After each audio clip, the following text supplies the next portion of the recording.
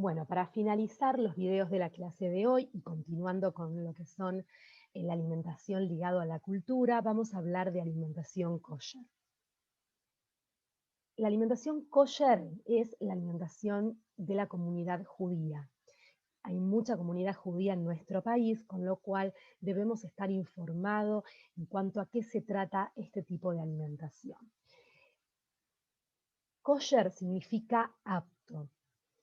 Dentro de lo que son los términos relacionados a la alimentación kosher podemos tener el término taref, que significa no kosher, parvé, que significa neutro, y por otro lado tenemos que saber que la alimentación de las personas bajo la religión judía se guían por las leyes del kashrut, ¿sí? Que va a definir qué alimentos son aptos para el consumo de un judío. Las leyes, ¿sí? Ellos consideran que fueron ordenadas por Dios a los judíos en el desierto Sinaí.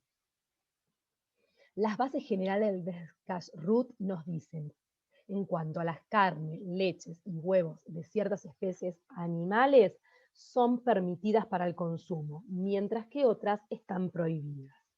Existen una serie de leyes, como el animal debe ser faenado y qué partes del animal pueden ser ingeridas. En cuanto a la carne y la leche, no deben mezclarse nunca y se utilizarán utensilios separados para cada uno y se observa un periodo de espera para comerlos.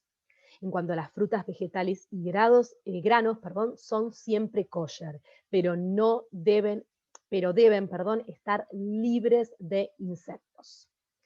Todos los alimentos procesados y los establecimientos alimentarios requieren de la certificación de un rabino como alimento kosher, de acuerdo a lo que es la supervisión de una agencia del kashrut. ¿Qué animales son kosher? En cuanto a los animales terrestres es kosher si tienen pezuñas partidas y es rumiantes, vacas, ovejas, ciervos y venado y carnero. Taref, es decir, animales no kosher, cerdos, conejos, ardillas, osos, perros, gatos, camellos y caballos.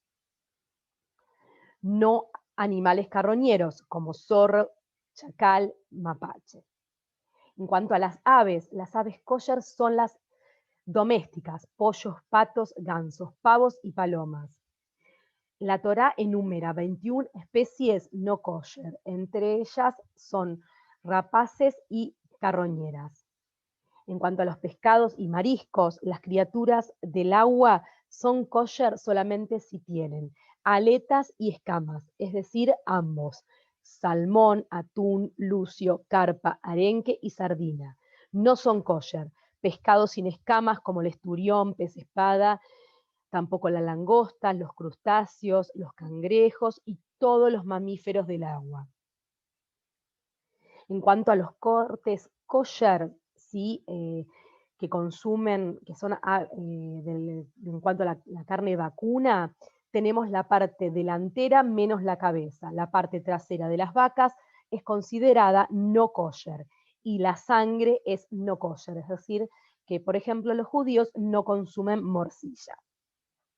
En cuanto a lo que es leches y huevos, una de las reglas citadas por el Talmud es: lo que viene de un animal kosher es kosher, lo que viene de un animal no kosher no es kosher. Es decir, que solamente la leche de los mamíferos kosher se considera kosher y los huevos puestos por aves kosher van a ser kosher, ¿sí? Entonces, con respecto a los huevos, lo que hacen es examinar cuidadosamente antes de usarlos, para asegurarse que estén libres de puntos de sangre. En caso que tenga un punto de sangre, como vemos en la imagen de la izquierda, ese huevo se desecha completamente. ¿Sí?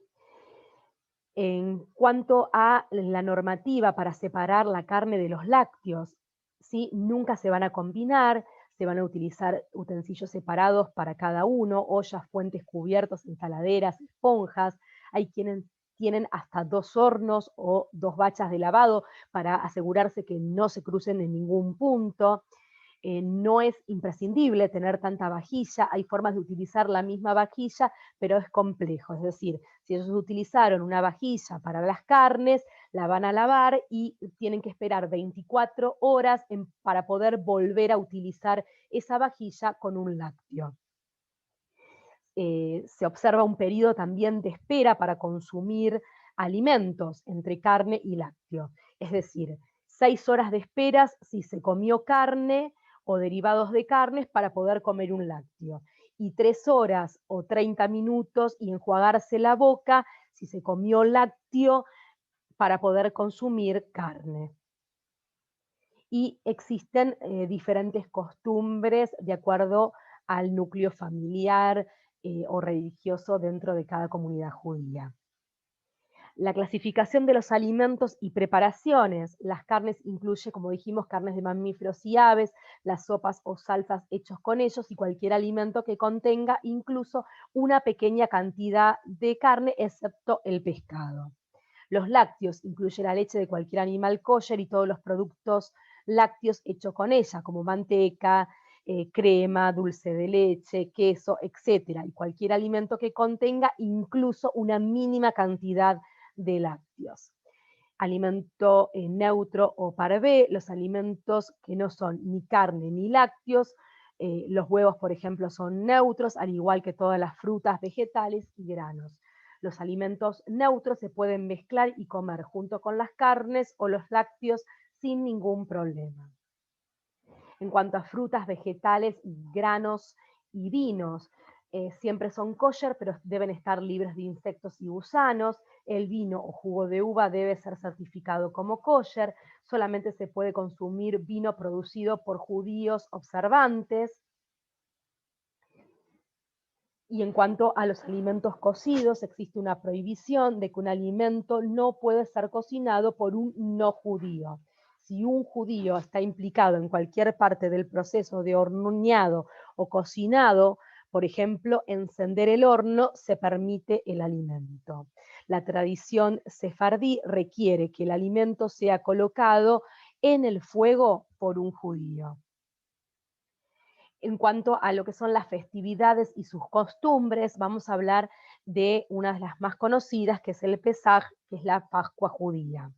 No está permitido comer productos leudados, cualquier alimento hecho de granos y aguas que se fermentó y leudó está prohibido. Los granos como trigo, centeno, cebada, espelta, aspiste, sorgo, avena y derivados no deben ser leudados. Y lo mismo sus derivados, pan, cereales, tortas, galletitas, pizzas, pastas y cerveza.